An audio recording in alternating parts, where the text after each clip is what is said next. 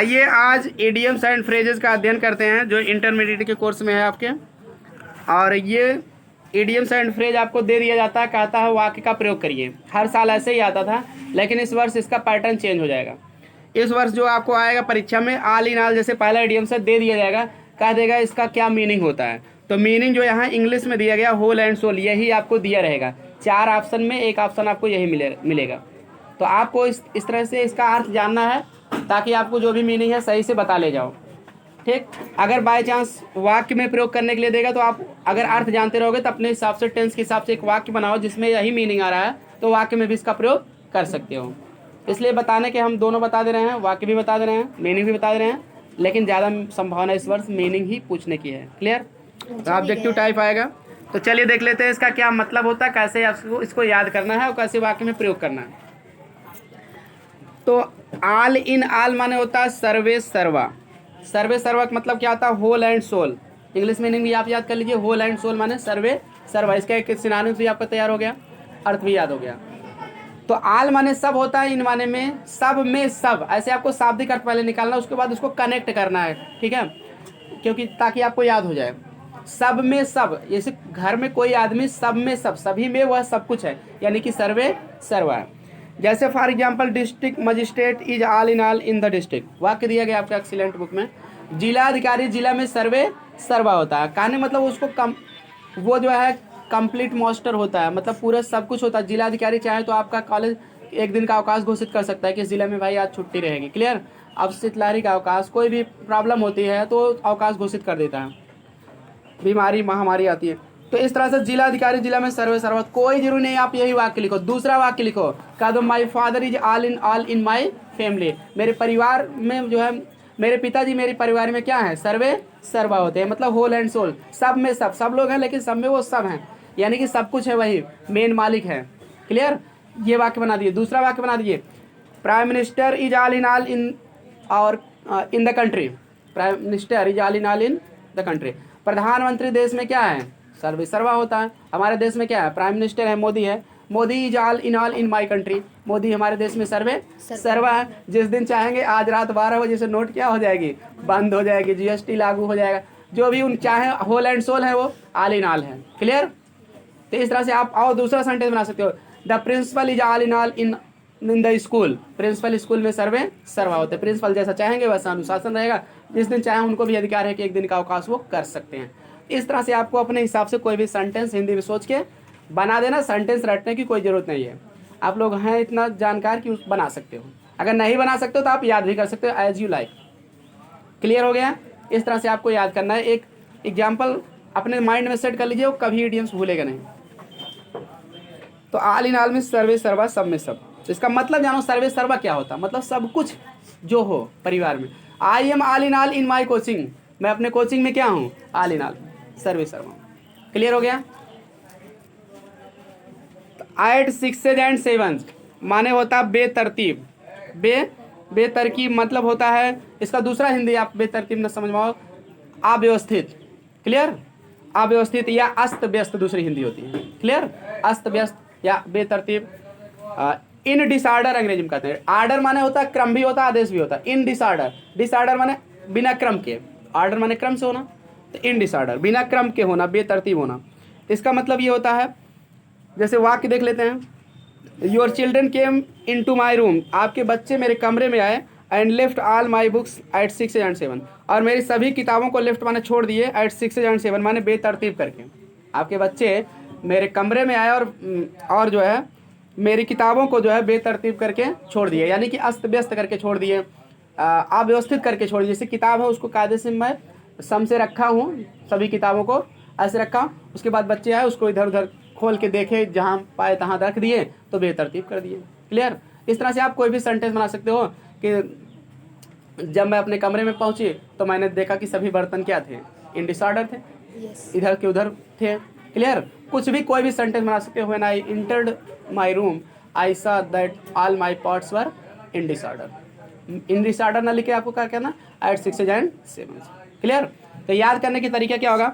6 माने होता है 6, 7 माने क्या होता है? 7, 8 माने पर 6 और 7 पर होना, यानी कि वो अव्यवस्थित होना। जैसे आपको कोई भी सामान रखना है, जैसे केला रखना है, आधा आधा दर्जन रखना है, एक में 6 रख दो, एक में 7 रख दो, तो क्या होगा, अव्यवस्थित रहेगा ना, किसी में ज़्यादा हो जाए, किसी में कम। 6 किताबें एक जगह रखोगे, कहीं 7 रख दोगे, कोई भी चीज़ अब अव्यवस्थित हो जाएगा ना, तो मतलब बेतरतीब हो जाएगा, मतलब एक क्रम से नहीं रहेगा कि 6 का क्रम है, कहीं 7 रख दोगे। 6 और 7 पर, यानी कि बेतरतीब, अव्यवस्थित, वो व्यवस्थित ढंग से नहीं रख रहे हो। तो इस तरह से आपको कुछ कनेक्शन इनके शाब्दिक अर्थों से करना होगा, तभी आप शाब्दिक अर्थ जब मतलब इसका निकालो पढ़ोगे तो तुरंत माइंड में वो चीज़ आ जाएगा। 6 और 7 पर, क्योंकि आप हिंदुस्तानी है, पहले हिंदी आपके माइंड में आएगी, 6 6 में 6, 6 और 7 पर होना, यानी कि अव्यवस्थित होना, अस्त व्यस्त होना। क्लियर। कोई भी चीज़ कहा दिया कि 6 के क्रम में इसको रख दो, सामान को, आप कहीं 6 रख रहे हो, कहीं 7 रख रहे हो, तो अस्त व्यस्त है ना, वो मतलब एकदम क्रम से नहीं है, कोई 6 है, कोई 7 है, बेतरतीब है, अव्यवस्थित है वो। क्लियर, व्यवस्थित ढंग से नहीं रखे हो 6। चलिए आगे देखते हैं, इस तरह से आप इसको याद कर सकते हो। फिलहाल आपको अगला है add fuel to fire. Add fuel to fire कैसे याद होगा, तो आप जान लीजिए इसका अर्थ क्या होता है, अग्नि में घी का कार्य करना या उत्तेजना को बढ़ाना। बिल्कुल आप हिंदी पढ़ सकते हो, उसके बाद उस हिंदी से इसका कनेक्शन करो, बना कैसे है मुहावरा। क्लियर, क्योंकि मुहावरा इडियम्स माने होता है मुहावरा, फ्रेजेस माने वाक्यांश, तो मुहावरे और वाक्यांश इसमें जैसे लोगों के द्वारा कही हुई ये बातें होती हैं, मतलब ये लैंग्वेज का एक पार्ट बन गया है, तो इसलिए इसका प्रयोग किया जाने लगा लैंग्वेज में। तो देखिए बना कैसे है, समझो इसको। ऐड माने होता है बढ़ाना, जोड़ना या बढ़ाना। फ्यूल माने क्या होता है, ईंधन। फायर माने होता है आग। टू माने के लिए, आग के लिए ईंधन बढ़ा देना। क्लियर, तो आग के लिए ईंधन बढ़ा देना मतलब क्या, अग्नि में घी का कार्य करना या उत्तेजना को बढ़ाना। जैसे फॉर एग्जाम्पल कहीं हवन हो रही है, होम हो रही है, तो उसमें क्या होता है, थोड़ा सा अग्नि में हम घी को डाल देते हैं। क्लियर, तो घी क्या है, घी बनता है, जो हवन की सामग्री बनता है उसका ईंधन है अग्नि में। अगर हम उसको बढ़ा देते हैं, उस हवन को डाल देते हैं घी समेत, तो और तेजी से बढ़ मतलब जलने लगती है ना हवन, तो क्या होता है, अग्नि में घी डालोगे तो और तेजी जलेगी, तो क्या कि आग थोड़ा उत्तेजित हो जाती है। क्या हो जाती है, उत्तेजित। उत्तेजित होकर जलने लगेगी, नहीं डालोगे तो बुझ जाएगी। उसी तरह से कोई आदमी है, वो ऑलरेडी क्रोध में है, हम उसको भी थोड़ा सा कुछ और बोल दिए, ठीक है, बोल दिए तो और ज़्यादा क्रोधित हो गया। क्लियर, तो क्या आप अग्नि में घी का कार्य कर रहे हो। इस तरह से ये वस्तु के लिए भले बने हैं, लेकिन अप्लाई होंगे व्यक्ति पर। क्लियर, क्योंकि अंग्रेजी में वस्तु के लिए और व्यक्ति के लिए अलग अलग शब्द नहीं है, वही शब्द है, व्यक्ति के सेंस में व्यक्ति के लिए लिया जाएगा, वस्तु के सेंस में वस्तु के लिए। क्लियर, तो अब देखिए अग्नि में घी का कार्य करना, अग्नि में घी डालोगे तो क्या उत्तेजना कोई तो बढ़ेगा, तो वही आग के लिए ईंधन बढ़ाना, अर्थात किसी को उत्तेजित करना, अग्नि में घी का कार्य करना। क्लियर हो गया, आराम से याद हो गया। अग्नि घी का कनेक्शन कर दो, फायर है ये फ्यूल, मतलब आग में जो है अगर ईंधन बढ़ाओगे तो उत्तेजित होकर जलने लगेगी। उसी तरह से कोई आदमी ऑलरेडी एंग्री है, ठीक है, गुस्से में है, तो उसको आप थोड़ा कुछ और कमेंट बोलोगे तो उसको और ख़राब लग जाएगा, तो और क्रोधित हो जाएगा। इसी तरह से तो उसको कहोगे एडेड फ्यूल टू फायर। मतलब क्या होता है, make the matter worse. English अर्थ क्या होगा, मेक बनाना, मैटर मामले को, वर्स माने अधिक खराब, बैट का कंपेरेटिव डिग्री वर्स, तो मामले को और अधिक खराब बना देना। अग्नि में घी डालने का काम करना मतलब मामले को और अधिक क्या करना, खराब बना देना, उसी को कहते हैं। किसी को मतलब कोई मैटर आपका सॉल्व भी होने वाला है, आप कुछ और बोल दिए, मामला और गड़बड़ हो गया। वर्ष माने अधिक खराब या अधिक गड़बड़, अधिक गड़बड़ कर दिए ना। क्लियर, अब देखिए जैसे एग्जाम्पल देखते हैं और अच्छे समझ में किया जाए। द अफसर वाज ऑलरेडी वेरी एंग्री। अफसर मीन्स अधिकारी है, अफसर, अधिकारी पहले से ही बहुत क्रोधित था। बट द डिसकोर्टियस आंसर, डिसकोर्टियस माने अभद्र, कोर्टियस माने नम्र या विनम्र या भद्र, तो लेकिन अभद्र उत्तर ऑफ रमेश, मान लीजिए किसी का नाम रमेश है, तो रमेश का देखिए अभद्र उत्तर एडेड फ्यूल टू फायर, उत्तेजना को क्या कर दिया, बढ़ा दिया। मतलब कोई अधिकारी है, उससे उनका काम होना है, तो वो क्या पहले से ही मतलब कि वो क्या था, एंग्री था, कुछ गुस्सा था कि क्योंकि इनका मतलब कि काम सही नहीं था, या कोई फार्म वगैरह दिए हैं तो उसमें कुछ मिस्टेक थी, तो उसको गुस्सा लगे कि इसको सही करके लाओ। लेकिन ऊपर से ठीक है पोलाइटली ना बात करके उसको कुछ और बात कर दिया गया कि नहीं आप करेंगे, क्यों नहीं करेंगे, तो और गुस्सा हो गया, तो उसके उत्तेजना को क्या किया, बढ़ ही गया। तो पता लगे फार्म ही रिजेक्ट कर देगा, कुछ भी कर सकता है ना, तो मैटर को क्या वर्स कर दिया ना, अधिक खराब। तो इस तरह से आप क्या करेंगे, एडेड फ्यूल टू फायर। ठीक है, कोई भी सेंटेंस दूसरा भी बना सकते हो आप। क्लियर, जैसे मान लीजिए प्रिंसिपल हैं आपके स्कूल में, आप बहुत स्कूल में कोई गलती की है तो आपके ऊपर क्रोधित हैं, ऊपर से आप उनसे क्षमा भी नहीं मांगे, कुछ और आप उनसे उलझ गए, बात करने लगे, तो आपका नाम भी काट के क्या करेंगे, निकाल भी सकते हैं, क्योंकि आप एडेड फ्यूल टू फायर कर देंगे कुछ और बोल के। क्लियर, समझ गए कि नहीं? इस तरह से आप करेंगे। तो अगला है ऑल एंड सैंड्री। ऑल एंड सैंड्री माने होता है प्रत्येक बिना किसी भेदभाव के। तो याद कैसे होगा, देखिए सभी पूछे गए हैं। 8, 6 एंड 7 2020 में आया था। ऑल इन ऑल 10, 12, 19 कई बार पूछे गए हैं। ऑल एंड सैंड्री भी 13 में आया था, 20 में आया था।